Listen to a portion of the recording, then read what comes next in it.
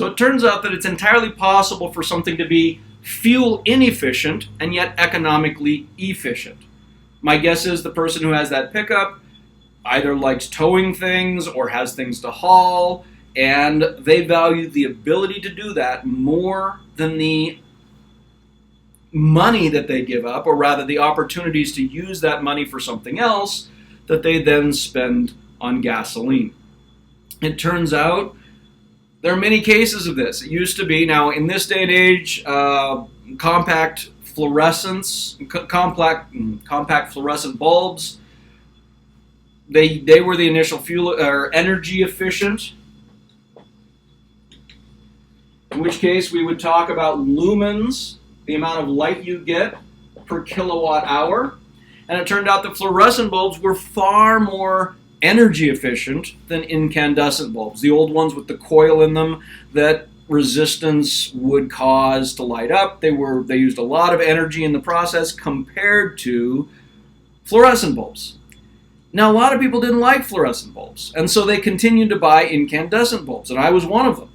I didn't like the sort of flickering of fluorescent bulbs, and so I was willing to pay more for the light from incandescent bulbs.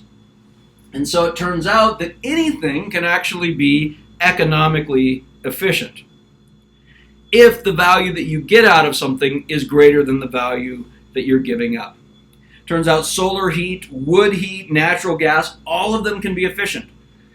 You might know somebody with a wood-burning stove. I do. I have a friend who really likes having his wood-burning stove in the winter. Is it energy efficient?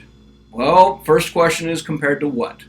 And then the next question is probably not. The truth of the matter is, if we're comparing it to natural gas distribution, it's probably not energy efficient by the time you factor in having to go and get the wood and split the wood and all of these sorts of things. But he still loves it.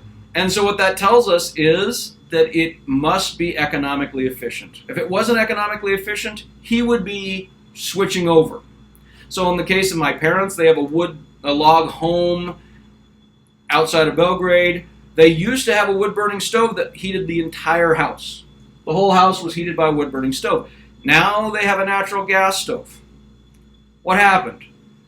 They ended up concluding that the wood-burning stove, not that it was energy inefficient, they always knew that, but rather that it was economically inefficient. As they got a little older, as they dealt with the hassle of splitting wood and getting wood and keeping the wood-fired stove burning all the time to keep the house warm and turning it up and turning it down, they ended up deciding that it wasn't efficient for them to own it. So again, this sort of brings us back to the difference between expense and cost. What we care about is the cost, not necessarily the expense. It may well have been more expensive for them to switch over to a natural gas heating system. However, they ended up concluding that it was going to be less costly for them.